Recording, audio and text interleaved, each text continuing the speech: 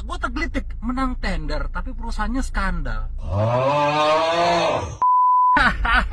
Gue penasaran nih cara waskita memenangkan tender luar biasa. Bisa menang tender untuk pembangunan jalan di IKN senilai 1,3 triliun. Ya nggak tahu ini kenapa judulnya 1,6 triliun, tapi saya baca 1,3 triliun. Perusahaan penuh skandal, mantan dirutnya korupsi, laporan keuangannya dipalsukan. Kok bisa menang tender pemerintahan? Lu bayangin ya, gue aja mau apply waktu itu jadi vendornya BUMN, Jasa Marga, sama waskita juga. Mereka minta gue punya laporan keuangan yang bersifat audited. Gue bingung, ini mereka ini yang mau ngutang sama gue, tapi kok malah mereka yang minta laporan keuangan. Nah ini makin gue bingung lagi. Bisa menang proyek triliunan, tapi baru ketahuan beberapa minggu lalu laporan keuangannya dipalsu-palsuin. Itu logikanya di mana itu? Kagak ada akhlak, sumpah. Nah, lu ngomong proyek triliun, ke gue aja ratusan juta, gue masih nunggu. Pas dibilang gue baca waskita karya melalui infrastruktur 2, namanya Infra 2. Buset, Infra 2 aja masih ngutang sama gue. Terus secara keseluruhan, laporan keuangan dipalsukan. Bisa menang tender ke pemerintahan. Katanya kan tender, bukan penugasan.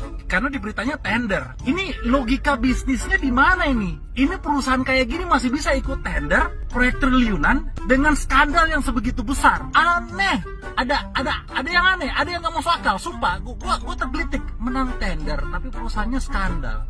Nah, terus sebulan lalu diumumkan bahwa proyek jalan tol Bocimi yang tadinya mangkrak oleh waskita akan diambil alih oleh Hutama Karya. Ini diumumin PUPR sendiri di berita nih. Proyek mangkrak karena entah duitnya kemana lenyap. Terus menang tender yang baru 1 triliun. Oke lah, katakan dapat DP mungkin 20%, 30% dari pemerintah untuk menjalankan ini. Hei, gue pengen nanya nih, vendor mana lagi yang mau jadi korban? Atau vendor mana lagi yang mau supply? Udah bertubi-tubi beberapa bulan terakhir, waskita gagal ini, gagal itu. Proyek di Jawa, proyek di Sumatera diambil alih Hutama Karya.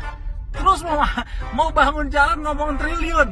Weh, duit dari mana triliun? Bacot! Jadi gue mau kasih warning nih kepada vendor-vendor nih. Banyak yang chat sama gue karena mereka excited. Karena katanya waskita akan dapat PMN nih, dan Unika akan dapat PMN, atau karya-karya lain akan dapat tambahan pendanaan modal negara. Wow, kalau kalian baca tuh di berita tuh, baca dengan teliti. Mereka akan dapat PMN atau mungkin akan dapat PMN untuk menyelesaikan proyek yang berjalan. Jadi PMN-nya itu bukan untuk membayar hutang-hutang lama. Yang mereka harapkan adalah dapat modal nih dari negara nih, menyelesaikan proyek supaya proyek itu cair, baru mencoba menyelesaikan hutang-hutang yang lama. Jadi penanaman modal negara itu bukan untuk membayar hutang yang lama. Intinya, kalau nanti kalian nih vendor-vendor lama nih diancam halus. Kalau lu ikut proyek ini, yang berikutnya kita akan nanti coba atur bayar yang lama. Kagak, jangan percaya. Karena gue juga sebelumnya digituin. Ayolah, ikut nih, yang seksi berikutnya ikut nih. Nanti kalau lu ikut seksi berikutnya, itu akan masuk dalam tahap karena kamu sebagai vendor berjalan. Nanti yang lamanya kita akan lunasin. Kagak, mesti gue cuap-cuap, mesti gue ngomel-ngomel, baru tuh cair. Jadi jangan percaya sama janji-janji manis. Mau dari Kapro, mau dari mana, mau dari SBP, kagak, jangan percaya. Baca berita, baca dengan teliti, jangan hanya baca judul, baca isinya. PMN untuk menyelesaikan proyek berjalan, bukan untuk bayar hutang yang lama.